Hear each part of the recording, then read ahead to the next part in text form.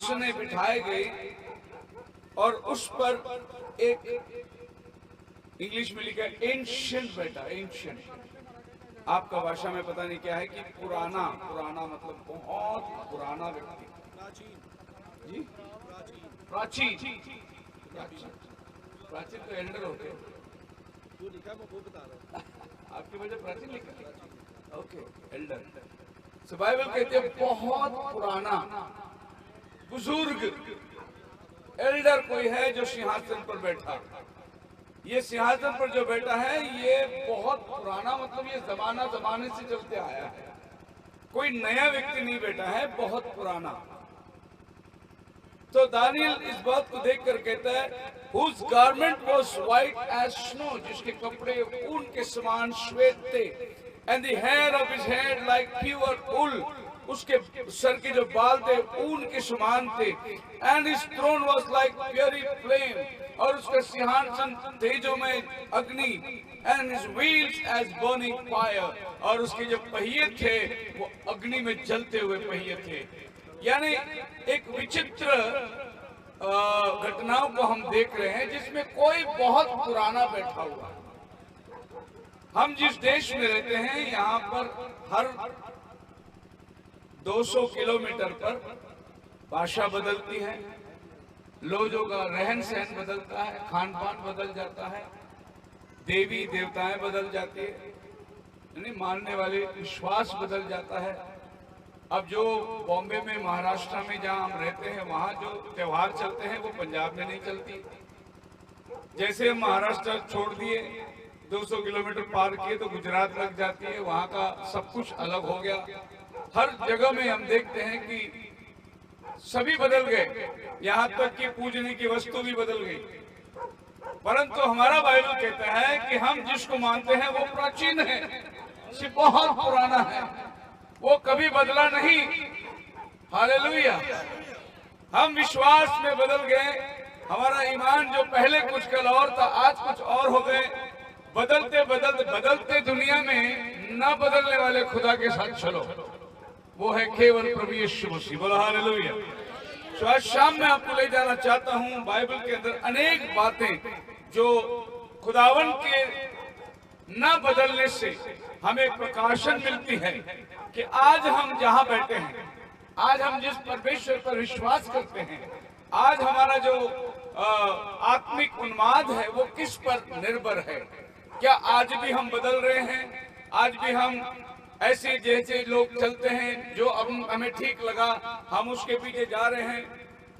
यीशु मसीह के समय में कुछ ऐसा भी घटना हुई थी कि कोलाहल हो रहा था और बहुत से लोग उधर आए थे, पर लिखा है कि सबको मालूम नहीं था हो क्या रहा है, क्योंकि भीड़ जमी है। वो भी आ गए, वो भी देख रहे क्या करने आए हैं। इवन पौलुस के समय में भी ऐसा हुआ, बड़ी भीड़ कोलाहल मच रही है। अब जाने मालूम नहीं कि वहां क्यों इकट्ठे हुए हैं। हमें ये मालूम है कि आज हम यहाँ क्यों इकट्ठे हुए हैं। Praise the Lord. हम बॉम्बे में रहते हैं, बड़ी भीड़ वाली जगह है। बॉम्बे में अक्सर ऐसा है क्षण भर में मतलब हजारों लोग ट्रेन में चढ़ जाएंगे, उतर जाएंगे, लाखों लोगों की तैनाती चलती रहती। वहां पर आपको अगर लोकल ट्रेन में चढ़ना है तो आपको प्रयास करने की जरूरत नहीं, सबके आगे जाके खड़े हो जाओ, धक्के मार के चढ़ा देंगे आपको। उतरना है तो आप सबके आगे आके खड़े हो जाओ, धक्के मार के उतार देंगे आपको कुछ करने की जरूरत नहीं।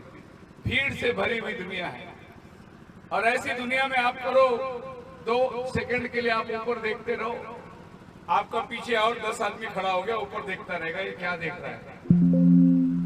और जब आप पीछे मुड़ के देखो 20-25 जमा हो गए तो आप निकल के चले जाओ, पीछे जाके खड़े रहो। ऐसा लिखा है कि उसके नथनों में श्वास फूंक दिया, उसके नथनों में मिट्टी से इंसान को गोल कर बनाया, उसके नथनों में श्वास फूंक दिया। तो उत्पत्ति का खुदा जो है वो जीवन का सांस देने वाला खुदा था। जो प्राचीन है वो जीवन देने वाला खुदा, उसने मनुष्य के अंदर सांस को फूंका। बोलो हालेलुया। अब ये मनुष्य जीवित प्राणी बन गया, वो मिट्टी से निकाला गया और फिर वो मिट्टी में जाएगा, लेकिन जो आत्मा उसमें डाला गया है वो परमेश्वर के पास चली जाएगी। क्योंकि उस प्राचीन ने उत्पत्ति की किताब में अपने आप को जीवन का सांस देने वाला परमेश्वर बन गया। बोलो हालेलुया। आगे आप जाएंगे तो निर्गमन की किताब में वो मेमना बन गया जो पास ओवर लैम्ब जिसको कहते हैं, हमारे लिए पास ओवर लैम्ब, पसा का मेमना। तो वही परमेश्वर जिसने जीवन का सांस फूंका वो अभी क्या बन गया? पशु का मेमना बन गया। क्योंकि इजरायलियों को गुलामी से बाहर ले जाने के लिए उस मेमने के लहू को चौखट पर लगाया जाए और तब वहां से जो निकलते उस मेमने के लहू की छाया में चलता रहेगा। ऐसा कहा जाता है कि वो मेमने के लहू में 40 साल जंगल में चल के सुरक्षित कानान में पहुंचे जो विश्वास किए। तो हम यीशु मसीह के लहू के अंदर है, हम भी सुरक्षित अपने जीवन की यात्रा को पूरा करेंगे। वहां पर उसने मेमना बनकर आया जो पसह का मेमना कहता है। लेविटिकस के अंदर वो हमारे लिए याजक बन गया। उसने व्यवस्था देने वाला परमेश्वर, वो एक याजक का काम क्या होता है मंदिर के अंदर, उस याजक के रूप में वो अपने आप को जाहिर किया।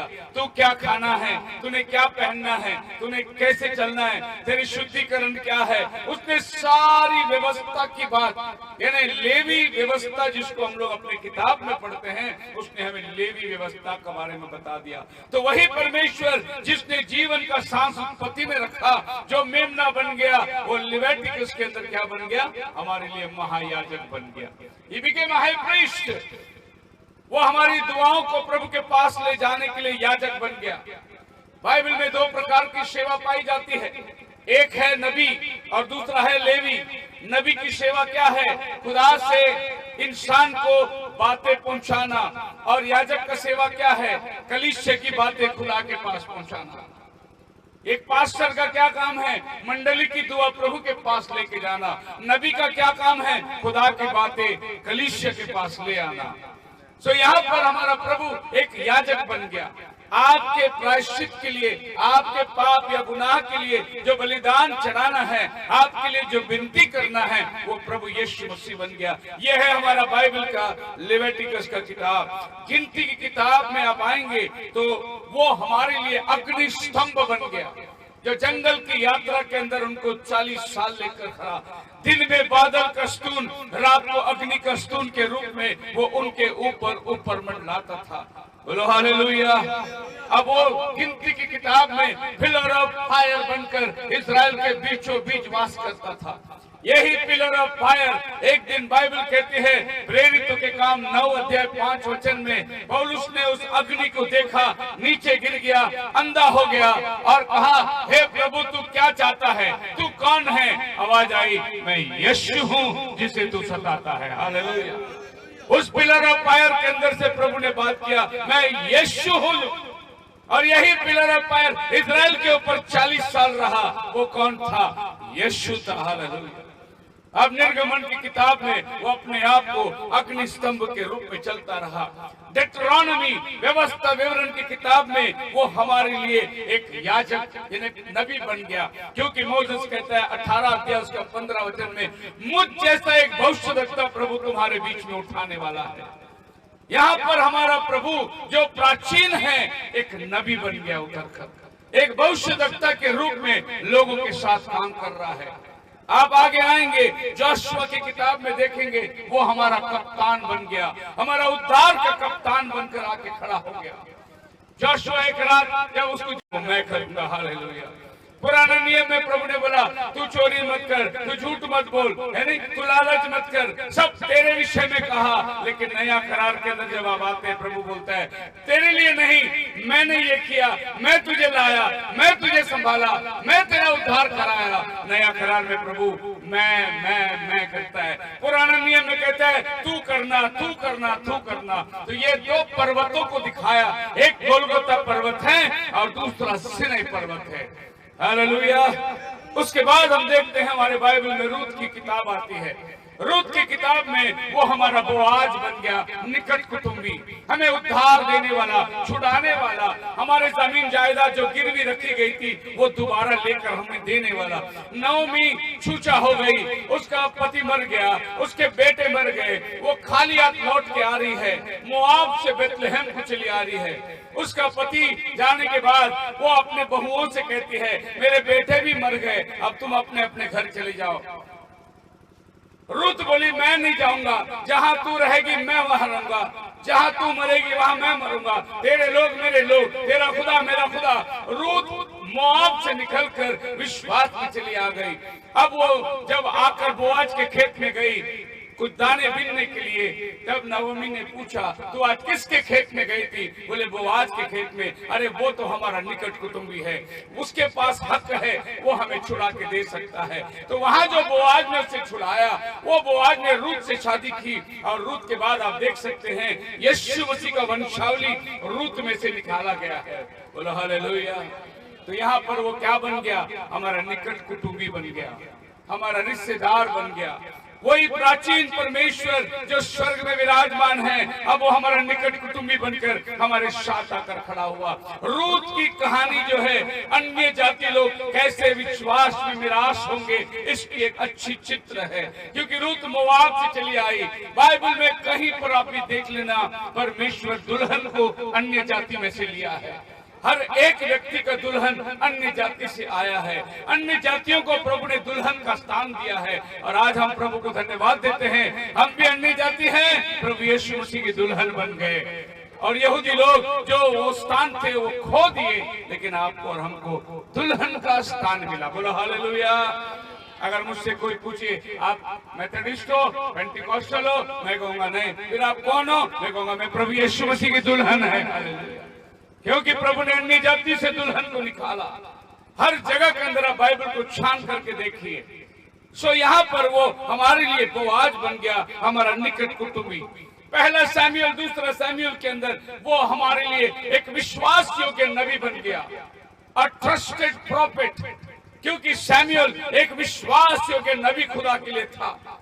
यहाँ तक उसने राजा शाऊल को जाके कह दिया, परमेश्वर ने तुझे छोड़ दिया है। उसने उसका बागा पकड़ा, उसका बागा फट गया। शमूएल बोला, खुदावन तेरे राज्य को ऐसे फाड़ देता है। मरने तक शमूएल एक विश्वास योग्य नबी बन। क्या पाते हैं? वो प्राचीन जो सिंहासन पर था, अब यहाँ पर टूटे हुए दीवार को खड़ा करने के लिए नेहमाया बन के आ गया। वो वहां पर एजरा बन के आ गया। वो वहां पर यरूशलेम को बसाता है।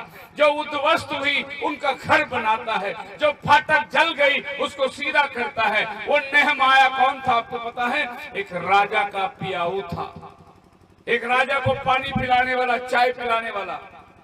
लेकिन राजा ने उसको देखा, बोला क्यों नेहमाया तो उदास है। नेहमाया ने कहा, राजा क्या करूं, मेरे लोगों का शहर बना उद्ध्वस्त हुआ है, फाटक गिरे हुए हैं, लोग डर में खौफ में जी रहे हैं। जब राजा ने बोला मैं क्या करूं, तो बोले कि मैं जो आज्ञा दे के मैं जाकर शहर बना बनाऊं। एक चाय पिलाने वाला आकर यरूशलेम में लोगों को उठाया, तैयार किया, और शहर बना को 52 दिन में उसने पूरे यरूशलेम को खड़ा कर दिया। जितने दरवाजे टूटे थे, जितने फाटक गिरे थे, वो सबको बना दिया। आज वही परमेश्वर जब प्राचीन काल से विराजमान है, आपके जीवन के हर टूटे दीवार को, हर गिरे हुए दीवार को, हर एक द्वार को जहां से दुश्मन हमला करता है, वो दुरुस्त कर कर आपको तैयार करेगा। क्योंकि वही प्राचीन नेहमाया के द्वारा गिरे हुए दीवार बनाने वाला परमेश्वर बन गया। उसके बाद आती है एस्तर की किताब।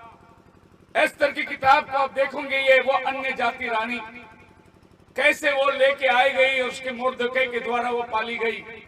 अन्य जाति राष्ट्र का एक रानी बन गई। एस्तर नाम खुद उनको वहां से मिला, जो राजा ने उसको वहां पर खड़ा किया था। उसके पास एक अच्छा मौका था। पूरी एस्तर की किताब में एक बार भी बाइबल में प्रभु करके नहीं आया है, खुदा का नाम ही नहीं है, खुदावन का वर्णन नहीं है। मुर्दकै किताब चिट्ठी लिखता है एस्तर को, देख हमारा छुटकारा तो कहीं से भी आ सकता है, लेकिन तेरा क्या होगा? शायद ये दिन के लिए तू उस राज्य पद पर चुना गया है। एक अन्य जाति जो 127 प्रांतों पर राज्य करती थी। इसी किताब में हिंदुस्तान का नाम आता है। हम जिस देश में रहते हैं, इस देश में एक दिन एस्तर रानी राज्य करती थी। बोलो हालेलुया। इस देश से लेकर इथोपिया तक। और एस्तर रानी उस समय के अंदर 3 दिन के उपवास में चली गई, और वहां पर एक मोर्दकै जो राजा के फाटक द्वारपाल पे बैठा रहता था, क्या क्या राजा की बातें हैं वो जाकर अपनी प्रजा को तैयार करता था। उसने एक दिन सुना कि रहमान ने तैयारी किया है यहूदियों को मिठाने का। उसने एस्तर को जाके चिताया, देख अब तेरे हाथ में है इन लोगों को बचाने के लिए। और बाद में मोर्दकै को फांसी होने वाली थी, लेकिन हामान फांसी पे चढ़ गया। प्रभु ने मोर्दकै के द्वारा पुरीम नाम का त्योहार तैयार हुई। इजराइल आज भी वो त्योहार को मनाते हैं मोर्दकै के जरिए से। यहाँ पर प्रभु क्या बन गया? वो प्राचीन जो उत्पत्ति में शांत देने वाला परमेश्वर, अब वो बचाने वाला परमेश्वर बनकर इजराइल के साथ रहा। एक गरीब, एक दरिद्र, एक गुलाम आदमी राजा के चौराहे पे बैठकर इजराइल के भलाई के बारे में सोचता था। बोलो हालेलुया। उसके बाद में हम देखते हैं अय्यूब की किताब। अय्यूब की किताब में हम क्या पाते हैं कि अय्यूब कौन है? बिल्कुल अय्यूब की जीवन और यीशु मसीह की जीवन को आप बिल्कुल मिला के देख सकते हैं। जो जो घटनाएं अय्यूब ने की, जो जो घटनाएं अय्यूब के जीवन में हुई, वो सारी बातें यीशु मसीह के जीवन में। एक दिन अय्यूब ऐसे बैठा हुआ था जहाँ पर उसके सब 10 बच्चे मर गए, उसका घर चला गया, जमीन जायदाद, भेड़ बकरी सब कुछ चला गया। यहाँ तक उसकी पत्नी ने कहा, धिक्कार अपने परमेश्वर को, क्या हुआ तेरे साथ में? वो कहता है प्रभु से सुख ही लेना है, दुख नहीं लेना। तो मूर्ख स्त्री है। अब ये अय्यूब जो बैठकर देख रहा था, विचार कर रहा था, हे प्रभु सब कुछ चला गया। उस समय में एक पेड़ उगता है, उसको सूखते आती है, फिर पानी मिलता है, फिर वो बनता है। तो अय्यूब ने पूछा, प्रभु इस पेड़ को उम्मीद है ये इस धूप काल में सूख जाती है, अगले ग्रीष्म काल में ये फिर से उग के आती है। आदमी किधर जाता है? इंसान कहाँ जाता है? जो इस पेड़ को जो उम्मीद है, हमें वो उम्मीद नहीं है क्या? तो प्रभु ने अय्यूब को उठाकर आत्मा में ले गया और वो गोलगत्ता बताया, जहां उसके लिए, उसके प्राण के लिए, उसके बचाव के लिए मसीहा आकर मरने वाला है। तो अय्यूब ने कहा, मेरा उद्धारकर्ता जीवित है। हालेलुया। My redeemer is liveth. उसने क्या देखा वहां जाकर? नबी कहता है कि उसके अंदर 10,000 वोल्टेज का करंट चला गया जब उसने यीशु को गोलगत्ता पर देखा। एक ऐसा वर्णन किया गया, जब बाइबल कहती है मत्ती 27:51 में कब्रें खुल गई जब यीशु मसीह क्रूस पे कहा पूरा हुआ, वहां अय्यूब भी उठकर आया, वहां अब्राहम उठकर आया। ये सब संत लोग खड़े रह के देख रहे थे, क्योंकि बाइबल में सबसे पुराना किताब अय्यूब है। अय्यूब ने अब्राहम को बोला, देख अब्राहम, वो मसीहा जिसको मैंने कहा था ना, मेरे शरीर के नाश होने के बाद भी मेरा उद्धारकर्ता को मैं इसी आंखों से देखूंगा।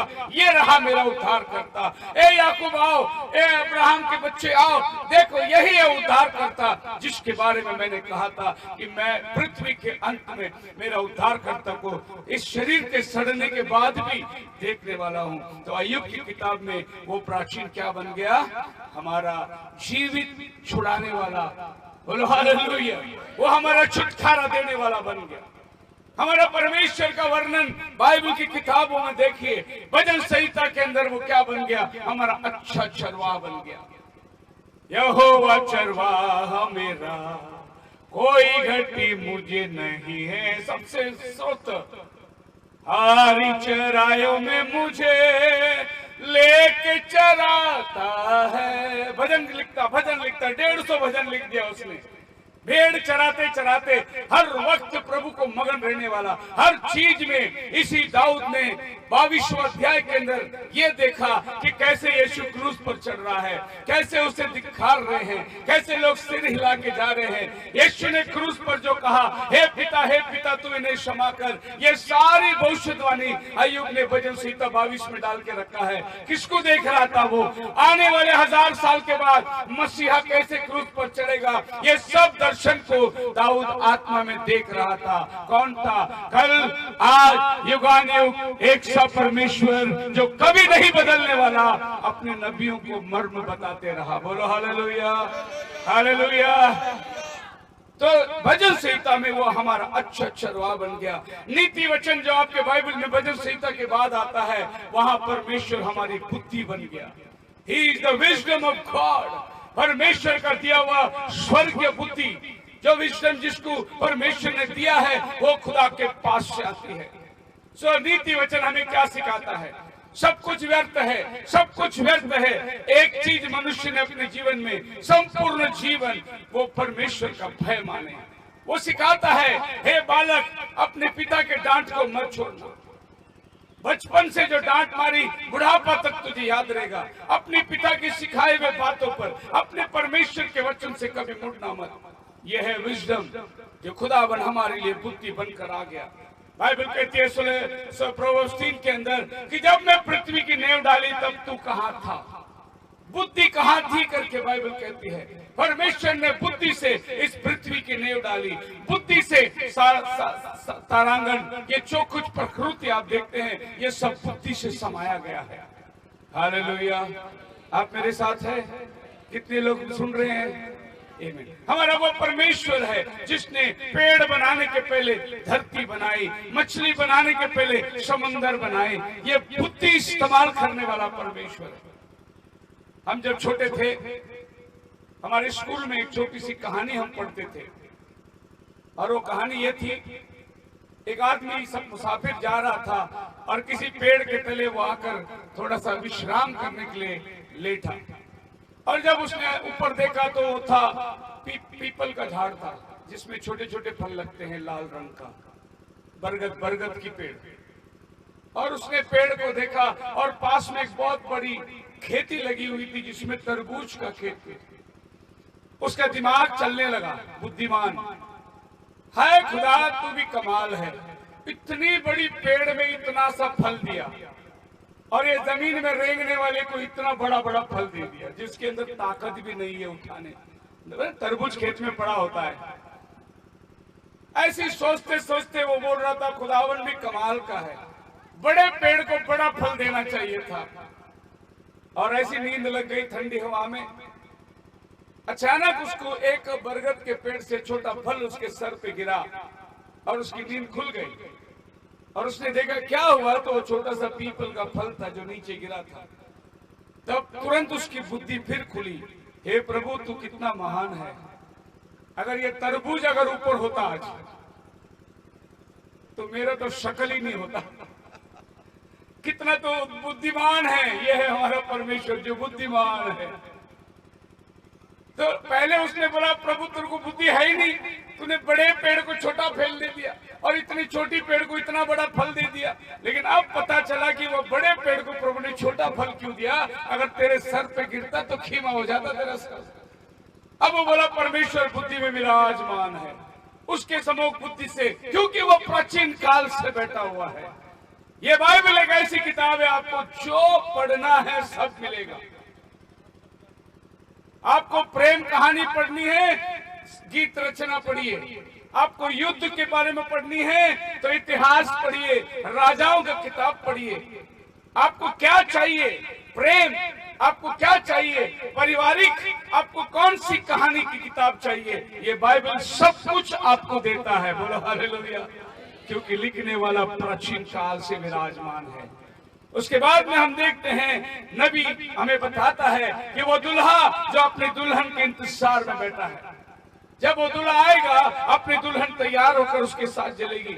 ऐसा ही सब उपदेशक इन गीत रचनाओं ने, हे मेरे प्रिय तू हरिणी की चाल चलती है, ये सब अपने प्रेमिका के बारे में गीत गा रहा है। वो मसीह और कलीसिया को दर्शाया जाए। फिर आता है ऐसाया की किताब। ऐसाया की किताब एक बहुमूल्य किताब है जिसमें अध्याय 66 है, और आपके बाइबल में 66 किताब है। 66 अध्याय, यानी बाइबल को पूरा उसने समेट के ले लिया। ऐसाया की किताब में आप पढ़ोगे तो आपको उत्पत्ति की बातें समझ में आएगी, शैतान कैसा गिरा समझ में आएगी, यीशु का 1000 साल का राज्य समझ में आएगी। आप ऐसाया 53 में आएंगे तो क्रूस की कहानी आपको नजर आएगी। उसके कोड़े खाने से हम चंगे हो गए हैं। हालेलुया। अब तो उसको मरने के लिए और 700 साल बाकी है, लेकिन उसके पहले यशायाह ने कहा कि वो क्रूस पर चढ़ाया जाएगा, वो कुचला जाएगा, क्योंकि वो वही परमेश्वर जो उत्पत्ति में सांस होगा जीवन का, और वहां से वो चला आता है। हर किताब में खुदावन की अपनी महत्व है, हर किताब में खुदावन की एक अपनी प्रशंसा है। यशायाह के बाद आता है किताब यिर्मयाह का 33 अध्याय 15 वचन में लिखा है, और righteous branch David will spring fourth, एक धार्मिकता का डाली उस जड़ से निकलेगा जो दाऊद का मूल होगा।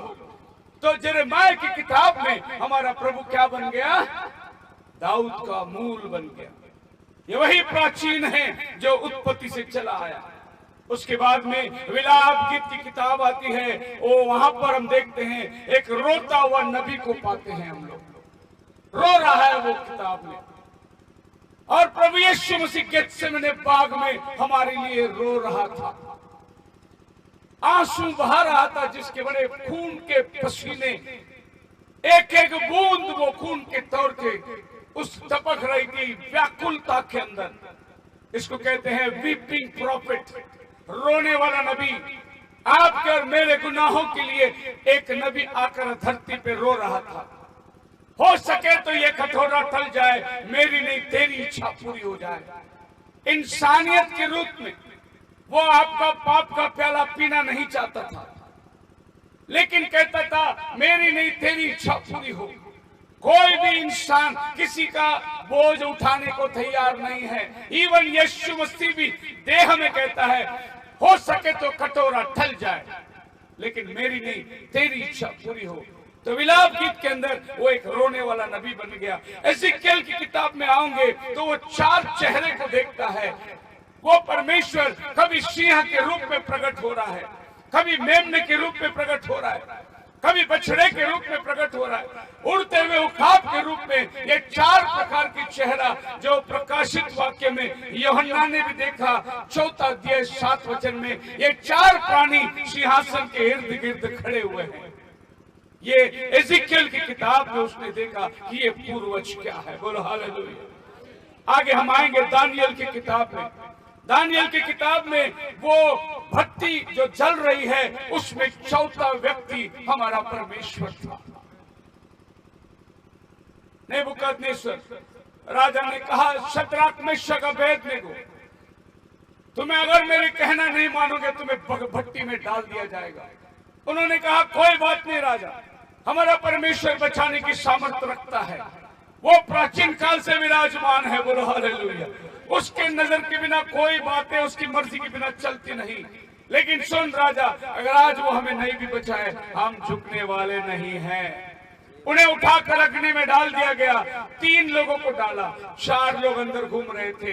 राजा ने पूछा हम कितने को डाले? बोले 3। फिर वो 4 क्यों घूम रहे? वो कौन है 4था? उन्हें बाहर बुलाओ। वो 4था जो उनके साथ अग्नि में घूम रहा था वो प्रभु यीशु मसीह था, जो प्राचीन काल से चला आ रहा है, जो इजराइल के बीच में मंडलाता चला आ रहा है। देखिए हम दानियल की किताब तक आए, हर किताब में यीशु नजर आ रहा है या नहीं? हर किताब में यीशु दिखाई दे रहा है या नहीं? बोलो हालेलुया। वो पूरा बाइबल को समेटता है। हालेलुया। दानियल के बाद की किताब एक चली आती है, उसका नाम है होशिया। होशिया किताब के अंदर प्रभु उस राजा को कहता है जा ब्याह कर ले, उस नबी को कहता है ब्याह कर ले, फिर उसे छोड़ दे, और फिर वो बाजार औरत बन गई। फिर प्रभु उसको बोलता है जा वापस उसको अपने घर पे लेके आ। अब नबी जा रहा है वेश्या के अड्डे में जहां वेश्या बसे हुए हैं। उसने जो पत्नी को छोड़ा वो जाकर फिर गुलाम बन गई, और वो जाकर वेश्या कनन में बैठी है, और होशिया जाकर कहता है मैं इसे ले जाना चाहता हूं। अब वो आदमी जो गुलाम पाले उसने कहा कि इसका दाम देकर उसको ले जा सकता है, और उसका दाम देकर उस अपने पत्नी को जो उस गंध में से वापस वो अपने घर को ले आता है। दुनिया कहती है ये कैसा नबी है, वेश्यागमन में जाकर एक औरत को फिर ले आके बसाया। प्रभु होशिया को कहता है कह दे इजरायली प्रजा को तू भी पराये देवताओं के पीछे वेश्यागमन में गए, मैंने तुझे अपना खिलाया है। अपना प्यार दिखाने के लिए प्रभु एक नबी को कहता है, छोड़ उस औरत को, वो वेश्यागन में गई, जा उसको वापस को लेके आ। वैसे इजराइल मुझे छोड़कर वेश्यागन में गई, फिर भी मैं तुम्हें लेके आता है। हमारा प्रभु कितनी बार हमें बचाया, कितनी बार हम टुकराए, कितनी बार हम दुनिया में चले गए, फिर भी प्रभु अपने हाथ फैलाया हुआ है, बेटे आ, मैं तेरे लिए लहू बहाया है, मैं तेरी कीमत को चुकाया है। तो होशी की किताब में वो प्रेम करने वाला, एक बैकस्लाइडर, एक पीछे गिरे हुए आदमी को वापस उभर के लेने वाला परमेश्वर बन गया। बोलो हालेलुया। वरना आज मैं यहां नहीं खड़ा होता। मेरी बपतिस्मा हुई, लेकिन बपतिस्मा के बाद में मैंने बहुत गलतियां की है। कोई कह नहीं सकता कि बपतिस्मा से आज तक मैं पवित्र है, नहीं, गलतियां होती है, लेकिन हर बार जब हम घुटने में चले जाते हैं वो आत्मा व्याकुल होता है। प्रभु कहता है, मैं अभी भी तेरे लिए लहू बहा रहा हूं, तेरे सारे गुनाहों को मैं माफ करता हूं। ऐसा दयालु परमेश्वर आपको कहीं नहीं मिलेगा। यह केवल बाइबल हमें बतलाती है। होशे के द्वारा उसने काम किया। फिर आते हम जोएल की किताब में, जोएल कहता है, अंत के दिनों में मैं सब जातियों पर अपना आत्मा को उंडेलूंगा। ये अग्नि का आत्मा उंडेलने वाला परमेश्वर जोएल नबी के द्वारा अपने आप को प्रकट किया। जोएल की किताब में वायदा है, वो उन कीड़ों ने जो खा गए, उन कीड़ों का सारा खाना मैं भरपाई तुम्हें वापस दूंगा, मैं तुम्हें वापस खरीद के लाऊंगा। जितना नुकसान तुम्हारा हुआ है उतना नुकसान मैं तुम्हें भर के दूंगा। अंत के दिनों में सारे जातियों पर अपनी आत्मा को ढेलूंगा। ये पेंटिकोस्ट की रिवाइवल अय्यूब ने देखा था, माफ करना, जोएल ने देखा था। जो पेंटिकोस्टल की रिवाइवल आज धरती पे हो रही है, ये उस नबी ने अग्नि के रूप में लोगों को उतरते हुए। एक दिन पेंटिकोस्ट के समय में लोग अन्य भाषा में बात कर रहे थे, पूछा ये क्या हो रहा है, क्या ये मदिरा पिए हुए हैं? तब पतरस ने खड़ा हुआ, हे भाइयों, अभी तो पहर फटाई नहीं, अभी ये नशे में नहीं है। योवेल भविष्यद्वक्ता ने जो कहा था, अंत के दिनों में अपने आत्मा को ढेलूंगा, ये सब उसी वायदे से परिपूर्ण है। हालेलुया। तो हमने क्या देखा? पेंटिकोस्ट का दिन जो पवित्र आत्मा उतर कर आया, ये पवित्र आत्मा को बाइबल में जोएल नबी ने भविष्यवाणी में लिख के रख दिया। जोएल के बाद में एक अगला किताब आता है, उसका नाम है आमोस। आमोस की किताब में प्रभु इस नबी को कहता है, मैं बोझ उठाने वाला परमेश्वर है, मैं तेरा बोझ उठाने वाला परमेश्वर। मत्ती 11:28 में लिखा है, हे बोझ से दबे हुए मेरे पास आओ, मैं तुम्हें विश्रांति दूंगा। हमारे पास वो परमेश्वर है जो हमारा बोझ उठाकर उल्टा हल्का छुआ हमें ऊपर रख देगा, ताकि हम अपने बोझ को सहज से संभल सकते हैं। आप मेरे साथ हैं? प्रभु कहता है, तुम्हारा बोझ मुझ पर डालो, मेरा जुआ तुम ले लो। जुआ क्या होता है? इंग्लिश में इसको योक बोलते हैं, जो बैल के कंधे पर रखा जाता है और पीछे गाड़ी होती है, वो गाड़ी को खींचने के लिए बैल के कंधे पर जो रखते हैं उसको बोलते हैं जुआ। तो प्रभु बोलता है, तेरा बोझ मुझ पर डाल और मेरा जुआ तू ले ले। अब अगर उस बैल के ऊपर सारा घास बांध के रख दोगे वो नहीं चलेगा, लेकिन उस बैलगाड़ी पर रखो, वो बैल आराम से खींच के ले जा सकता है। प्रभु कहता है, तेरा बोझ मुझ पर डाल, मेरा जुआ तू ले। अपनी जिंदगी को तू आराम से लेके चल सकता, तो अपना बोझ अकेला नहीं उठा सकता। तो आमोस की किताब में वो हमारा लोड बियरर बन गया, हमारा बोझ सहन करने वाला बन गया। बहुत सी बार ऐसा होता है, हम प्रार्थना तो करवा लेते हैं, लेकिन दिमाग से वो बात हटती नहीं। एक आदमी किसी गांव की तरफ जा रहा था, सर पे बहुत बड़ा बोझा था, और वहीं से एक बैलगाड़ी वाला भी जा रहा था। उसने उसको बोला, भाई कहाँ जा रहे हो? बोले सामने के गांव में। बोले बैठ जाओ बैलगाड़ी में, खाली है, मैं भी वहीं जा रहा हूँ, छोड़ देता हूँ। तो वो आदमी जो सर पे बोझा था बैलगाड़ी में बैठ गया, और अब बैलगाड़ी चलते चलते बैलगाड़ी वाले ने पीछे देखा तो वो आदमी बोझा अपने सर पे रखा हुआ। उससे कहा कि भाई आप बैलगाड़ी में बैठ तो गए, बोझा तो नीचे रखो। उसने बोला नहीं, बैल को वजन बढ़ जाएगा। वो बैठा है बैलगाड़ी में। वैसे हम लोग प्रार्थना तो करवा लेते हैं, तेल अभिषेक करवा लेते हैं, लेकिन बोझा सर में ही लेके घूमते रहते हैं। जब प्रभु ने कहा तेरा बोझ मुझ पर डाल दे और तू बेफिक्र हो जा, वो तुझे लेके चलेगा। बोलो हालेलुया। प्रार्थना करने के बाद में भी घर जाने के टाइम पे प्रार्थना तो किया, लेकिन दर्द तो है। बाइबल कहता है तो विश्वास किया तो बात खत्म हो गई। कह दे कि मैं चंगाई पा लिया, बाइबल में लिखा है प्रार्थना करने वाला ये विश्वास करे कि उसे मिल चुका है और तब वो चंगाई को अपने जीवन में हासिल कर सकता। मैं कुछ साल पहले अपने चर्च में एक सिस्टर आती थी, किसी ने कहा कि यहाँ जाओ आपका सर दर्द दूर हो जाएगा। वो आई, प्रार्थना करी, सर दर्द दूर होने के लिए। अगले संडे फिर आई, बोले कैसा लग रहा है सिस्टर? बोले सर का दर्द तो ठीक हुआ लेकिन कमर का दर्द चालू हो गया।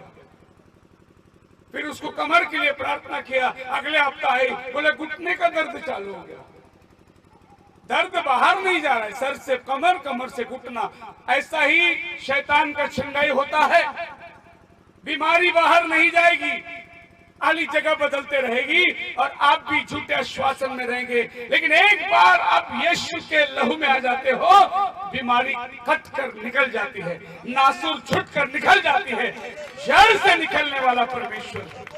बाकी बहुत से जगह में लोग चंगाई देते हैं, वो चंगाई ऐसी चंगाई है, याद रखना, दर्द यहाँ का यहाँ आ जाएगा। शैतान भी चंगाई देता है, वो चंगाई आपके शरीर के अंदर ही रहेगा, बीमारी दूर नहीं होगी, आपको थोड़ा समय के लिए झूठा आश्वासन मिलेगा। लेकिन यीशु मसीह के पास आने वाला हर पल उसी वक्त में जड़ से नासूर दूर हो जाती है।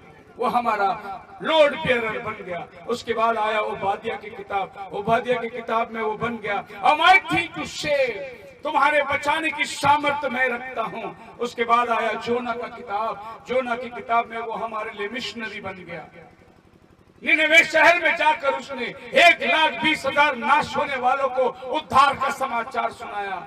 उसका जाने का तरीका एक मछली के पेट में होकर जा रहा है। याद रखिए, खुदा का बंदे कभी गलती नहीं करते। और जब योना को प्रभु ने कहा निनवे में जा, तो योना जाकर टिकट निकाला तरशीश का। और टिकट निकालने के टाइम जब वो टिकट निकालने जा रहा था, एक आवाज उसके पास आई, तरशीश का टिकट निकाल। उसने तरशीश का टिकट निकाल के जहाज में बैठ गया। वो नीचे जाकर निवान सो रहा है, सब हलचल मच रही है, हम मरे जा रहे हैं। और ये गहरे नींद में उसको जाकर उठाया, बोला भाई क्या हो रहा है? वो बोले कि मेरे वजह से हो रहा है, आप मुझे पानी में फेंक दो, सब कुछ ठीक हो जाएगा। एक नबी जो जहाज में जितने लोग हैं उनके बचाव के लिए बोलता मुझे फेंक दो नीचे, मैं मरने को तैयार हूं। कौन मरने को तैयार रहेगा? आपके और हमारे लिए कौन जान दिया? कौन मरेगा अपने लिए? सिवाय यीशु मसीह के ये दुनिया में कोई हमारे लिए मरा नहीं है। सब लोग आए, दुनिया में अच्छे अच्छे काम किए, बड़े बड़े पैगंबर ऋषि मुनि बन गए, लेकिन मेरे लिए जान देने वाला कौन था? केवल प्रभु यीशु मसीह था। योना कहता है मुझे डाल दो पानी में, मैं तुम्हारे लिए मरने को तैयार हूं। और उन्होंने योना को उठा के डाल दिए। प्रभु ने बगर मणि मछली को तैयार किया, उसने 3 दिन योना को अपने पेट में रखा और 3 दिन के बाद जाकर निनवे में उल्टी कर दी। योना जाकर प्रचार किया और निनवे बच गया। कहानी खत्म हुई नहीं। उसके 1000 साल के बाद यीशु मसीह धरती में आया, 600 साल के बाद। और यीशु मसीह के पास आके पूछे आप मसीहा है तो हमें चिन्ह बताइए। प्रभु ने बोला योना का चिन्ह के सिवा तुम्हें और कुछ नहीं दिया जाएगा। Praise the Lord, hallelujah. क्या योना का चिन्ह था? जैसे वो 3 दिन धरती में रहेगा, जैसे योना 3 दिन मछली के पेट में था।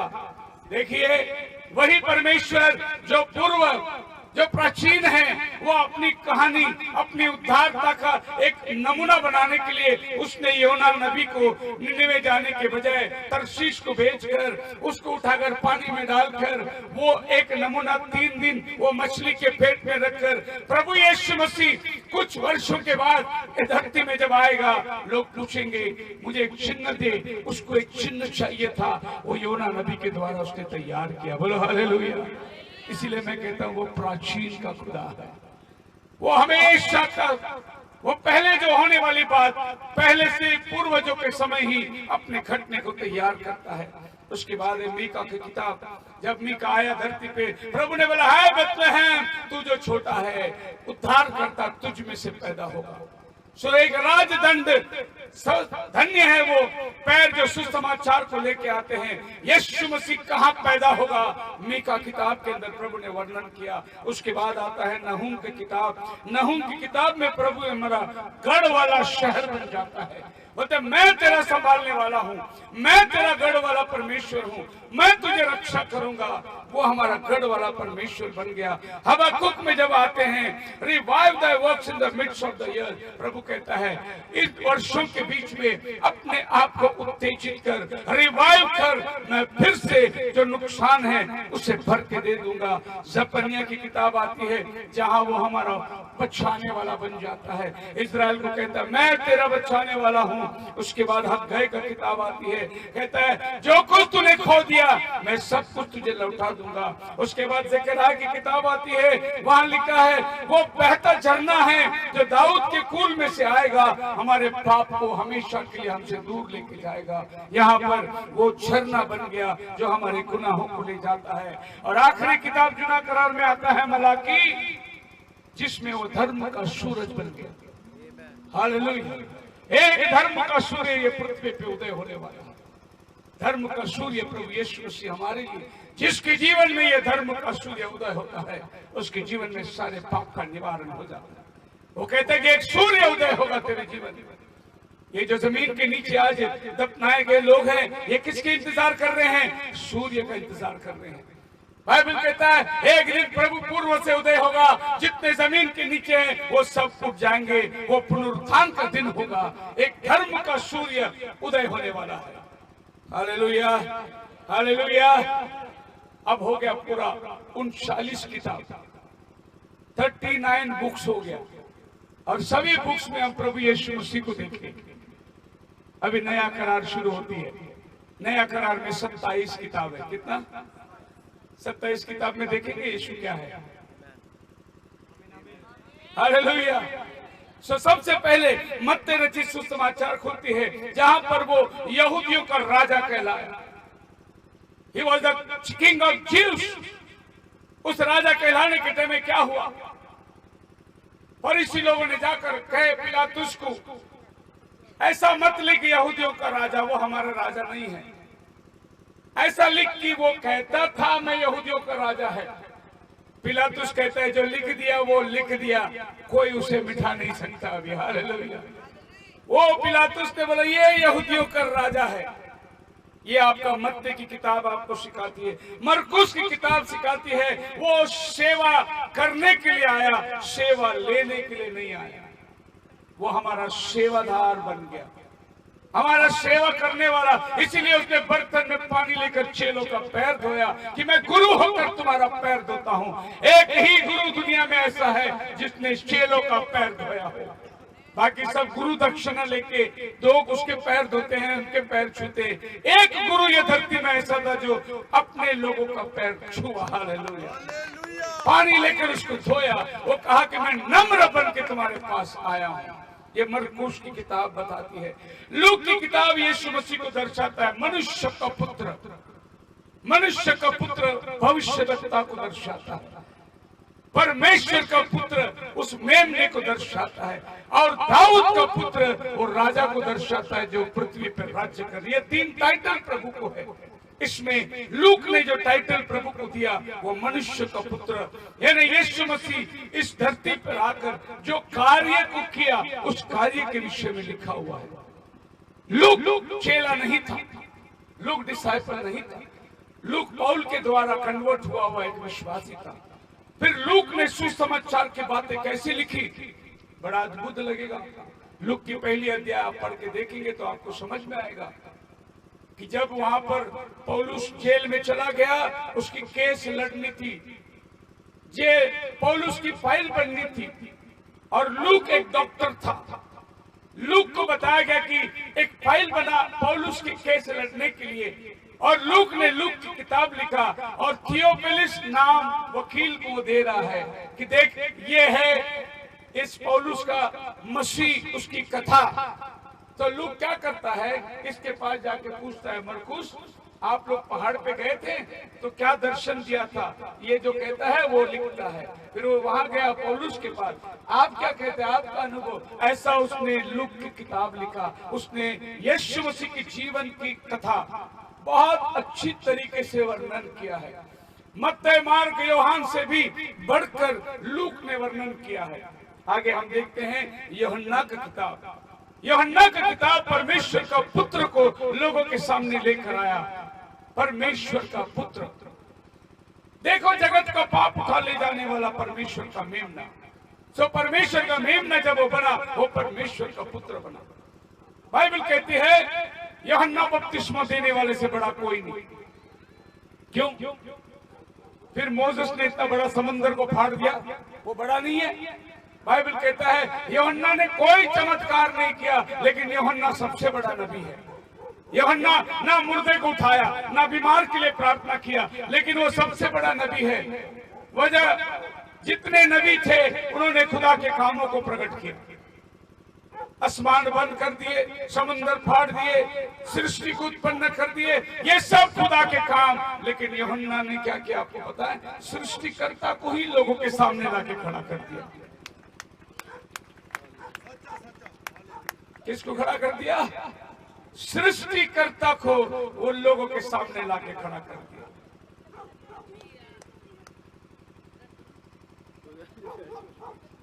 क्या हुआ? बैठ जाओ कोई गाली। चलो बैठ जाओ। आप लोग तो ऐसे उड़ गए जैसे सांप आया।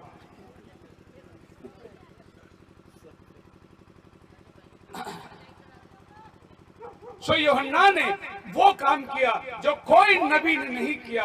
खुदा को उनके सामने लाकर खड़ा कर दिया। यूहन्ना के बाद प्रेरितों की किताब आती है। प्रेरितों की किताब में वो पूरा जगत का उद्धार करता बन गया। जो बात यरूशलेम में थी, वो यरूशलेम से आगे फैलने का काम प्रेरितों के द्वारा हुई। रोमियो की किताब में he became the righteousness of God, परमेश्वर का धार्मिकता बन गया। यीशु मसीह के द्वारा आप परमेश्वर के पास जा सकते हैं। वही एक धार्मिकता का रास्ता है। पहला कुरिन्थियों के अंदर वो हमारा चट्टान बन गया। जिस चट्टान से इस्राएली लोग 40 साल पानी पीते थे, वो चट्टान मसीह था। पहला कुरिन्थियों 10 अध्याय के अंदर पौलुस वर्णन करता है, वो हमारा चट्टान जो साथ साथ चलती थी। आप ध्यान करिए मेरे तरफ। बोलो हालेलुया। वो चट्टान जो उन्हें पानी पिलाती थी, उनके साथ साथ चलती थी। एक चट्टान हमारे पास है जो साथ में चलती है। चट्टान चलती नहीं है, लेकिन हमारे पास एक चट्टान है जो साथ साथ चलती थी। ऐसा कहते हैं कि लोग प्यासे कुएं के पास जाता है, हमारा पास ऐसा कुआं है जो प्यासे के पास चला आता है। मुझे जाना है वहां सामरी स्त्री, एक परमेश्वर की चुनी हुई बच्ची है। चेले बोलते प्रभु यहां से जाएंगे, नहीं मुझे समरी होके जाना है। क्यों? वो कुआं है जो प्यासे के पास जाती है। प्रभु का धन्यवाद, हालेलुया। आप मेरे साथ हैं? दुनिया में देवी देवता है, ईश्वर है, जिनको कंधे पर लेके जाना पड़ता है। हमारा पास वो परमेश्वर है जो हमें माता के गर्भ से उठा के लेके चला आया।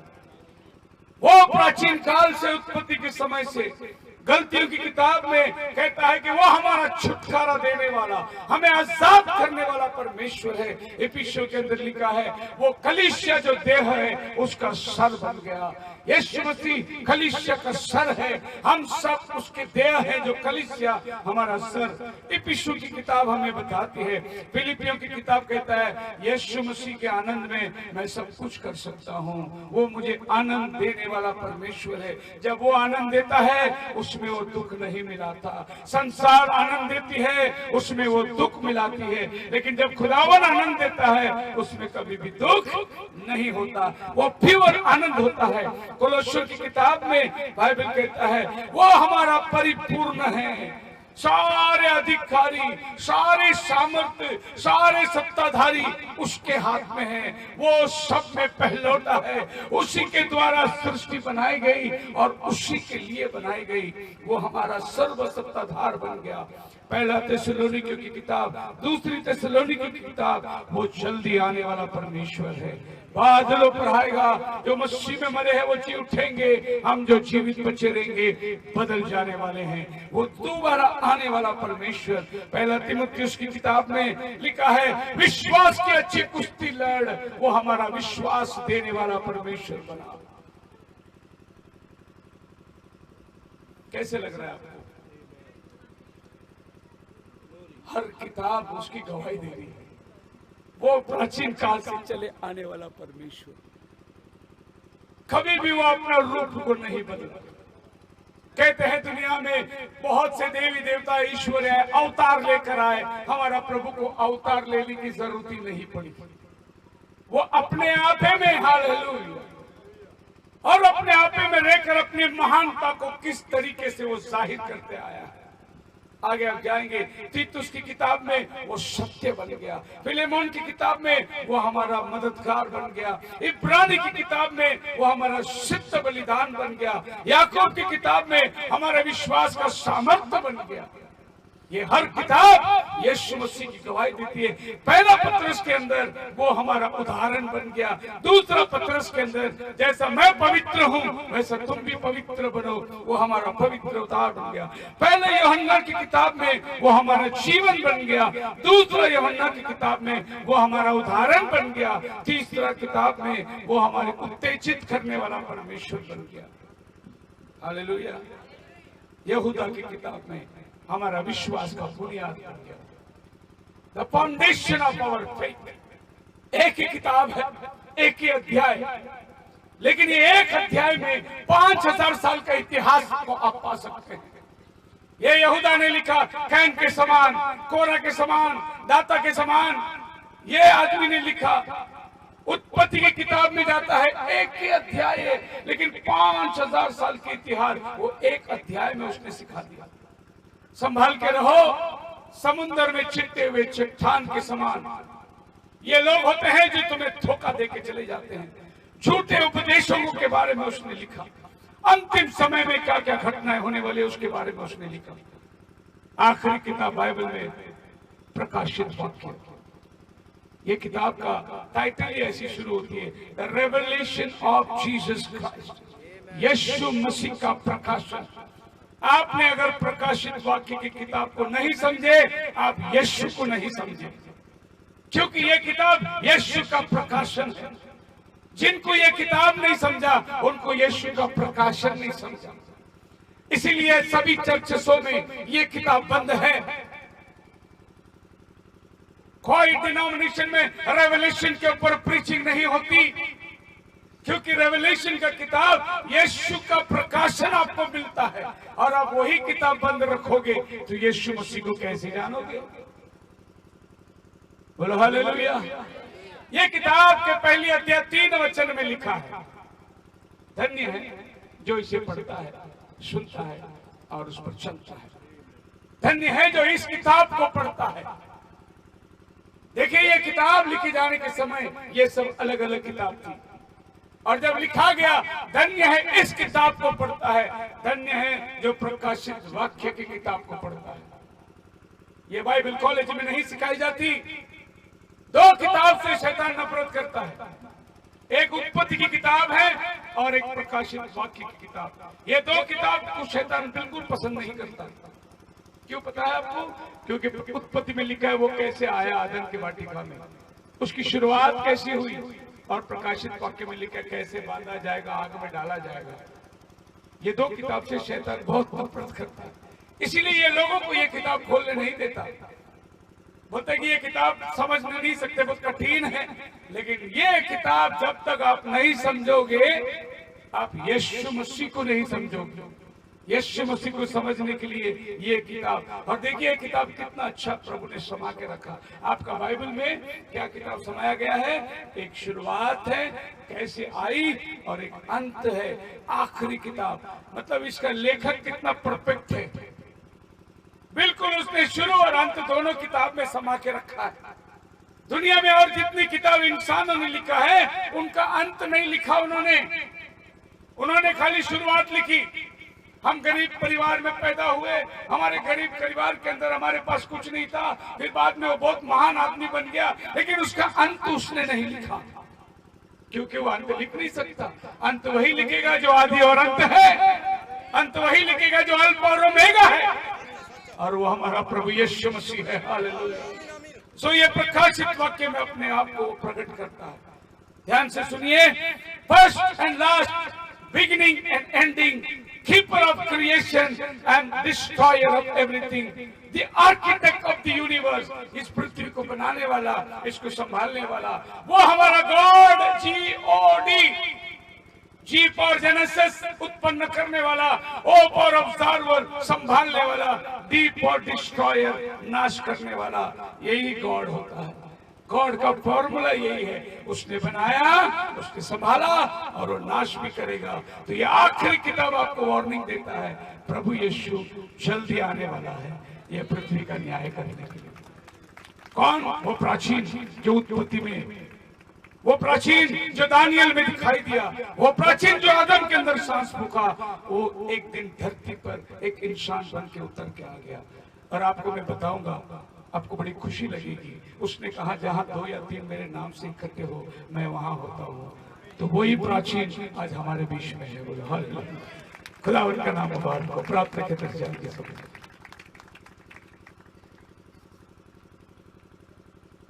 धन्यवाद करते हैं प्रभु, तेरी इच्छा जो अपने बाइबल के द्वारा तूने हम पर जाहिर की, पूरी 66 किताब में प्रभु हम तुझे देखते हैं, हर किताब तेरी गवाही देती है प्रभु। इस बाइबल को समझने के लिए हम पर तो रहम कर। आज शाम की संदेश उत्पत्ति से लेकर प्रकाशित वाक्य तक हम केवल यीशु, केवल यीशु, केवल यीशु को देखते हैं। अगर आज हमारी मसीह समाज इस बाइबल को उत्पत्ति से प्रकाशन तक समझ जाए तो ये टटोलती नहीं रहेगी, इतना भेदभाव नहीं रहेगा, ना इतने डिनोमिनेशन हो जाएंगे, ना ही इतना विश्वास होगा। परंतु बाइबल कहती है एक प्रभु, एक विश्वास, एक बपतिस्मा। अगर बाइबल इनको पूरी समझ में आ जाए, आज इन्होंने सुना उनके साथ तो बातें कर, पवित्र आत्मा के द्वारा हर एक को खुदावन आज का संदेश फिर एक बार तो उनको स्वप्न दर्शन के द्वारा दिला दे। यीशु नाज़री के नाम में मांगते हैं, सुन और कबूल कर।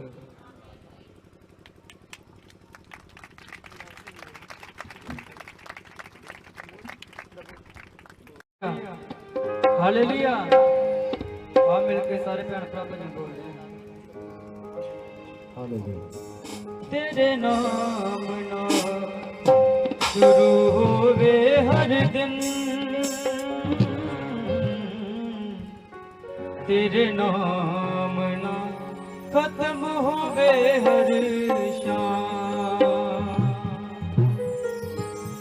तेरी महिमा यीशु कर दे रहांगे, बन पौलुस वांगू बचना दे गुलाम, तेरे नाम ना शुरू होवे हर दिन, तेरे नाम ना खत्म होवे हर